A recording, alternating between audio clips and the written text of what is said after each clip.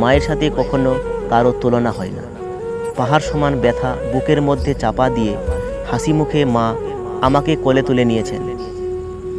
আমি যখন মায়ের গর্ভে আসি, প্রথম 4 ও 5 মাস আস্তে আস্তে বড় হতে থাকি। তখন মা কোনো খাবার খেতে পারত না, রাত দিন সব সময় কষ্ট পেত। অসহ্য যন্ত্রণা ধারণ করেও মা কোনো দিন শব্দটি উচ্চারণ করেননি। পরের 4 মাস যখন বড় হতে থাকি, মায়ের পেটে আস্তে আস্তে নড়াচড়া করতে থাকি। কোনো সময় মায়ের পেটে লাথি মারার কারণে মা দাঁড়ানো অবস্থা থেকে বসে পড়ত।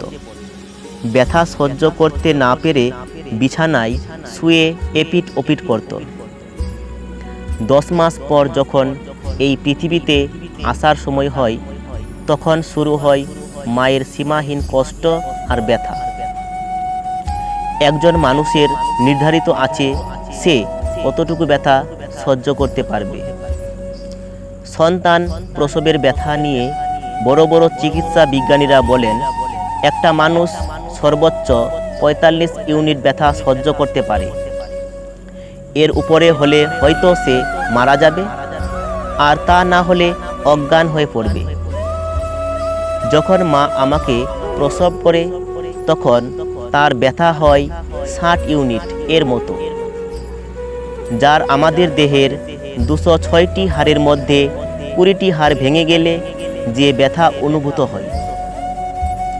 এতটুকু ব্যথা সহ্য করে মা আমাদেরকে আলোর মুখ দেখান। মায়ের ঋণ কিভাবে শোধ করব আমি? আমার গায়ের চামড়া দিয়ে মায়ের পায়ের জুতা তৈরি করে দিলেও তার ঋণ এক বিন্দু পরিমাণও শোধ করতে পারবো না। তো আসুন আজ আমরা সবাই আমাদের মাকে বলি, মা, আমি তোমাকে বড্ড ভালোবাসি।